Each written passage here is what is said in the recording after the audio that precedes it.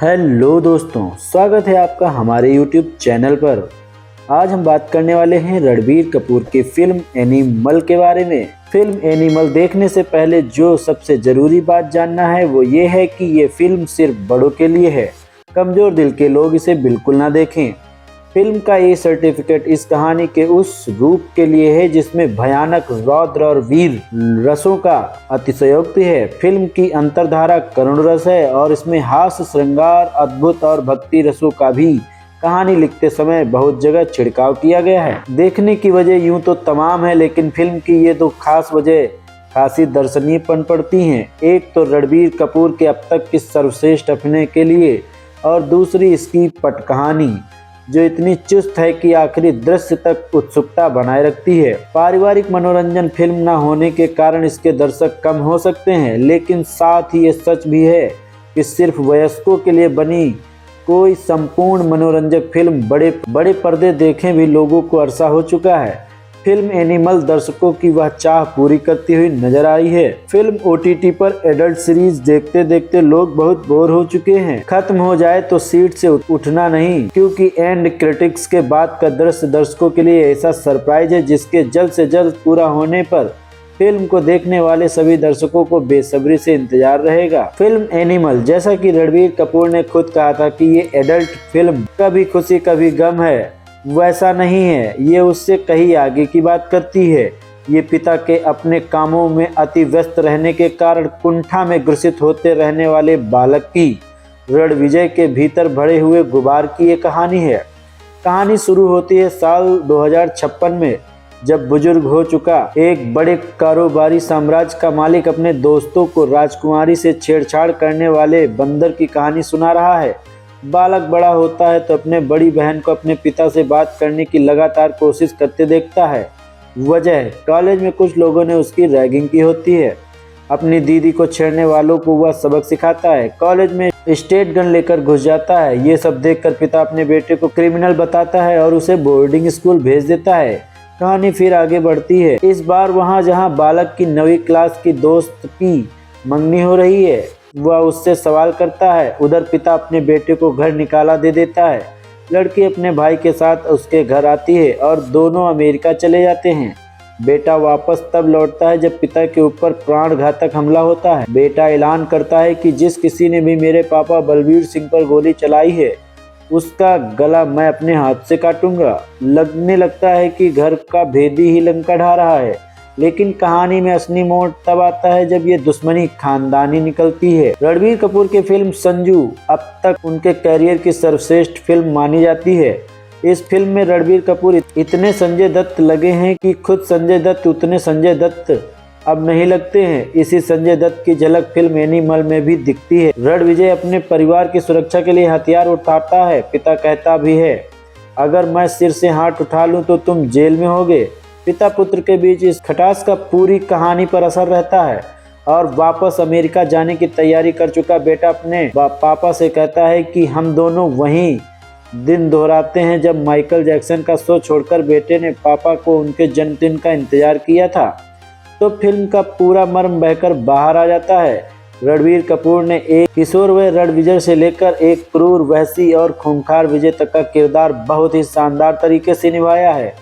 KGF 2 में यश के role में हिंदी सिनेमा का खोया एंग्री यंग मैन तलाशने का समय अब पूरा हुआ। हिंदी सिनेमा को एक नया alpha angry young man film animal में मिल गया है। रणबीर कपूर का अभिनय फिल्म के हर दृश्य में लाजवाब है और अपनी बचपन की प्रेमिका के साथ जो रणविजय के दृश्य हैं, उसमें रणबीर कपूर ने हर उस दिल को छुआ जिसमें वाकई कभी सच्ची मोहब्बत की है। बतौर निर्देशक संदीप रेड्डी वांगा की ये तीसरी और हिंदी में बस दूसरी फिल्म है। सिर्फ 3 फिल्मों से अपना अलग किस्म का सिनेमा रच देने वाले संदीप को इस फिल्म में हिंसा के अतिरेक के चलते आलोचनाओं का सामना भी करना पड़ेगा, लेकिन यहाँ से ध्यान रखने वाली बात यह है कि फिल्म सिर्फ वयस्कों के लिए बनी है। रक्त का पहला स्पर्श है जिसे इंसान जन्म से ही महसूस करता है।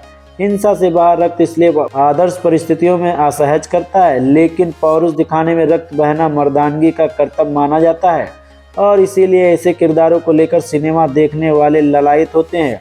सिनेमा नौ रसों की एक कला है और इसमें वीर, रौद्र और विभत्स और भयानक रस भी मिलते हैं। कलात्मक तरीके से पर्दे पर आते रहने ही चाहिए। अभिनय की इन कलाओं को संदीप ने पूरी फिल्म में बहुत ही संजीदगी से साझा किया है। कहानी बीच में एक बार तृप्ति डिमरी के निभाए किरदार जोया के आने पर हिचकोले खाती है, लेकिन जोया की असलियत का खुलासा होते ही फिल्म फिर से पटरी पर आ जाती है।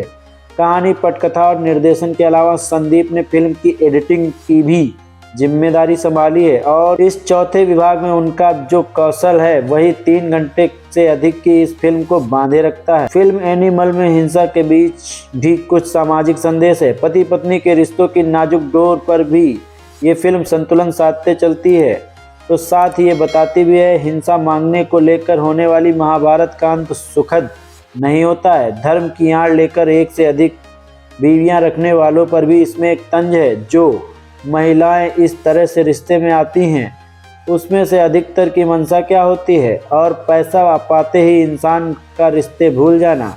गांव में पीछे छूट गए कुटुंबजनों का ध्यान न रखने को लेकर भी फिल्म का एक इशारा है और इशारा ये भी है कि जब शहर के लोग आस्तीन के सांप बनकर खुद को दूध पिलाने वाले को ही डसने की घात लगाते हैं तो असल मदद उनसे ही मिलती है जिनसे रिश्ता खून का होता है।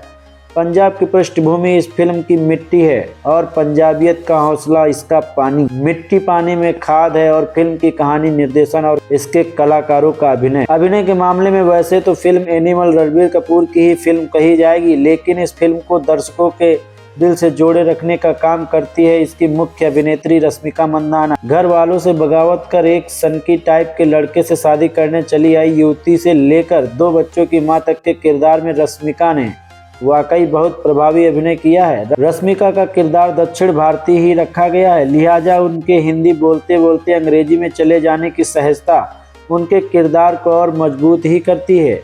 करवा चौथ के दिन अपने पति का इंतजार कर रही पत्नी के सामने जब पति ये बात स्वीकार करता है कि उसके दैहिक संबंध किसी और महिला से बन चुके हैं, तो उसके बाद का जो दृश्य है उसमें रश्मिका ने अपनी बेहतरीन अभिनय प्रतिभा का प्रदर्शन किया है। पति जब कोमा से लौटकर घर आता है तब उसके सारे अंग शिथिल हो चुके हैं।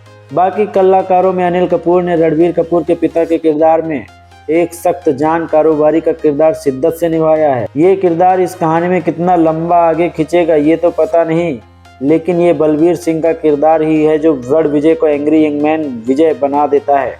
फिल्म में शक्ति कपूर का फ्रेम में बस बने रहना भर दृश्य को मजबूती बना जाता है। उनके इशारे कहानी का तड़का है। सुरेश ओबराय और प्रेम चोपड़ा ने भी अपने किरदार मजबूती से निभाए हैं। उपेंद्र की फिल्म में एक खास भूमिका है और उनके मराठी संवाद और मराठी लहजा फिल्म को मजबूती देती है।